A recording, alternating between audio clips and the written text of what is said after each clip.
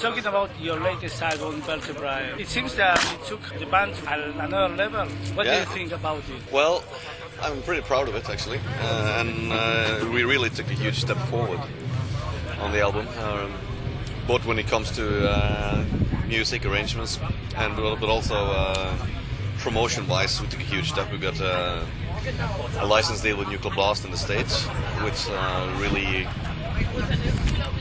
really helped us over there, because that was the first time we had a proper release, proper promotion over there. So we took a kind of a huge step all over the line actually, especially promotion-wise and in the mixing sessions with Joe Barresi. Really took us to another level. And we will continue with working with Joe Barresi on the next album actually. And you had a lot of exposure from this album.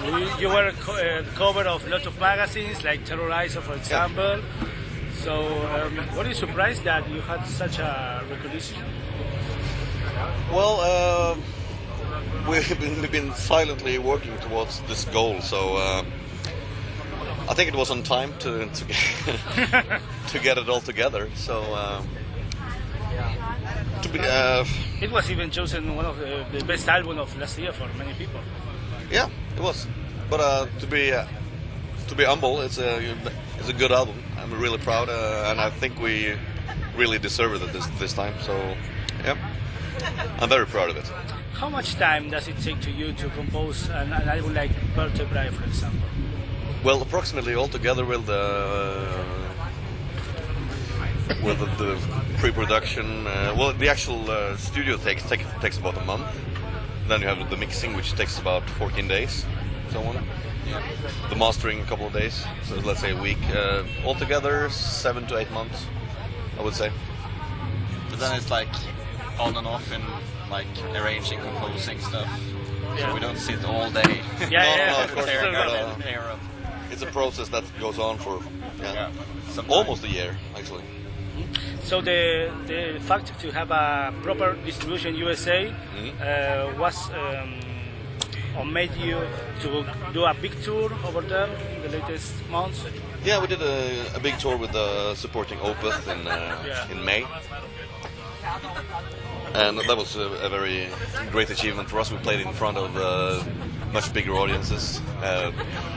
Loads of the people have never heard ENSLAVED before. We totally blew them away. They really enjoyed it. The Opeth fans really enjoyed us. So that was a huge success for ENSLAVED. I mean, there was a lot of sold-out venues. We are actually not used to that in the States. Due to the promotion again, of course. So we gained a lot on that tour, definitely. And also enjoyed touring with Opeth because we like them as people and also their music, so that was a great experience. Yeah, we've always been like the evil twin brother of Opeth. So finally, actually it was the Opeth guys that pulled everything through. They actually persuaded their booking agent to have us on the tour for years. So finally it happened. They proposed you? Oh yeah, absolutely. Mm-hmm. And how is the shows in your own country, Norway? Pretty good, actually. It's kind of a small country, so we don't play in front of thousands. But we have like 700-800 on our biggest shows in Norway, except the festivals, of course. So we have grown kind of quite a lot in Norway the last 5 years. And so the shows are great, among the best in Europe, actually. And this is your first time at WACKEN? No, this is the third time. And how was the previous one, and what do you expect of the previous one? Was in 2007, like 2 years ago. It was absolutely awesome, at the same stage actually. Earlier on the day. Yeah, earlier on the day. So now it's going to be dark and lights. Yeah. So we have grown like 3 hours later. You started in the 90s with the band. How different is the Norwegian metal scene compared with nowadays? Well, back then in '91 it was merely a small sub-genre not many people involved, maybe like 50 to 100 people. So obviously it has grown a lot. It's perhaps the biggest segment in the Norwegian music at the moment, with loads of bands, loads of fans, lots of followers, lots of festivals. So it has grown from being a very, very small underground thing to kind of a big thing, and kind of a big musical export from Norway as well. But has it turned too big for the country? With No. so many bands or not? It's okay. I mean, Norway is a small country, so It's it's not that yeah. many bands. no, so, well, there's a lot of bands, but I mean, people are always want quality, so only the good bands survive anyway. Yeah. So. It used to be worse in the 90s, actually. You too? It used to be worse in the Yeah. 90s. I mean, coming from Norway was enough in the 90s to get coming from Norway, and if you bought like a corpse paint kit and some spikes, you got a record deal. Just that easy. Yeah, and a distortion pedal, of course. The same one on the bass and the guitar. Boss metal sound. So everything sounded like The secrets. yeah. You? I was not supposed to tell. Oh shit. Oh, The secret formula. How to make Norwegian black metal. Yeah. You were talking about the US show, the US tour with Open. Do you find that the people of USA interested in the biking themes, in the biking music? Oh yeah, absolutely. Because it's a huge part of their heritage. Yeah. Of course, they actually enjoy much more. At least the metal fans, they enjoy Leif Erikson a lot more than Christopher Columbus. So, so there you go. You tell me. What does the title of the vertebrae means, or is there a concept behind it? Yeah, definitely. It means like a vertebrae is a part of the spine. Yeah.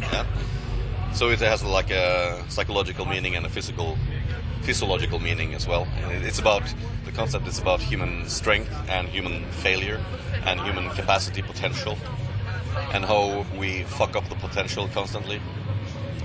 It's very easy to just look around you. It's not much spine, not much strength. And the interesting thing is like the title, and in older times, especially in Norway, when a person was a weak person, a criminal or something, it was like you referred to as having no spine. And it was not necessarily the physics they talked about. They talked about this mental health. So strong vertebrae makes a strong. I mean, the vertebrae are building stones, both in your body and mind. To be strong in that way. Yeah, exactly. And then So you have let's say vertebrae in your mind too. First. And is this the situation you're living right now? A strong situation? Well, we all Musically talking? it's about trying to gain to get out your potential instead of letting it all go. It's about trying to do something. How much to explore is in your musical horizon? A lot, actually. We like to experiment. We like to take inspirations from. We have no limitations on the genres and stuff like that. We get inspired just as much from jazz as from metal. everything. Really. Everything. We All the good music. Oh yeah, we are music lovers, not genre lovers. So we enjoy all kinds of music. He even likes hip hop. I don't. But I can understand that. I mean, if it's quality, it doesn't matter what it is.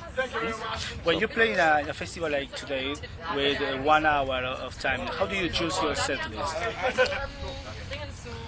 Oh well, obviously we are still promoting the newest album, so it's going to be the majority of the songs are going to be taken from that one, and some songs from the previous one and a couple of songs from Isa and some old classics. So it's like 1 hour, so it's kind of limited what you can put in there. But we try to cover as much as possible. And when you look back to your first albums, like for example the Elt, what do you see nowadays? How do you feel about them? I mean, I'm actually proud of all the albums we done. I mean, we did the best at the time being. Not everything is great, but you mentioned Eld. I think Eld is a pretty good album. It's a lot of good ideas. Things could have been done better, of course, but I mean, it was a small budget back then. Yeah, I think it's a really interesting album. Good songs, nice structure, original sound, definitely. But maybe done under influence. But I still enjoyed that album. Actually, a lot more than some albums that came later. Do you think that nowadays there are few bands that risk to experiment and to look for new horizons? Yeah, absolutely. And lots of them are just copying or doing something safe? Too many copycats and too many, Safe. driving safe, and people are really afraid to incorporate weird stuff in the music. And which is pretty sad, because that's how a genre is created. I mean, if there wasn't for jazz and for blues, there would be no rock and roll. And if there was no rock and roll, there wouldn't be any progressive rock or any metal or anything like that. So everything new comes from experimentation. So people shouldn't be afraid of doing that. Absolutely not. You need to experiment to make something new and interesting. And don't be afraid of what people say. Just no. I mean, you're not doing this for anybody else than himself. Of course not. We always try to make like the best music we can at the time. Yeah, and exactly. The favorite music, and that's our goal. And hopefully people like it too. Yeah. And that's what you also connected with Opeth, because they are almost in the same line. Yeah, but they came from, they have a different background. They came from the Swedish death metal scene. We came from the Norwegian extreme scene. So, but we are, especially nowadays, listening to a lot of the same bands, or at least the last 10 years. So we have similar parts, but I think we are still very different. We are much more noisy than Opeth. They're a little too, well, not little too, but they're more jazzy than we are. I guess we have some of the same references, grown in different directions. Yeah. Perhaps more drone-like than them. You have toured through USA, obviously Europe. Are there any plans of thinking of going a bit down in the South America? Yes, we just starting to discuss with the promoter a couple of days ago, actually. So we'll see what happens. He was based in Ecuador, I think, or something like that. So I mean, we are open for everything, and we just have to. It's not very easy to put up a tour in South America, because it's a very expensive thing. Just the plane tickets cost a lot of money. Because then you have to fly to every country. Yeah, and the routing. I mean, you can obviously not travel around in a bus in Colombia, for instance. I mean, you can't. Yes. I mean, the logistics are a little bit difficult in South America, obviously. So yeah, I know. So I will hope to come down there. Definitely go. We want to go. Yeah, we want to go to South America. We want to go to Japan, Australia, New Zealand, even Africa, if that's possible. We just played India, and that was cool. Yeah. If you had to pick a show or a festival or the best show you ever done, which one would it be? Oh, that's very, very difficult. The last show at WACKEN was pretty good. Maybe that was at least among the best festival shows we've done. The Hellfest show? The Hellfest show. Yeah, the one in 2007 was excellent. Club show, I don't know, maybe last year's show in Bergen? Yeah, that was good. Yeah. And coming home from a tour and playing in Bergen, lots of people showing up. Yeah, we had suddenly 800 people showed up in our hometown. It was amazing. So I will say that was the best club show, and let's say WACKEN 2007 is the best festival show. It's very hard and it's very unfair. Yeah. It's almost impossible. Yeah.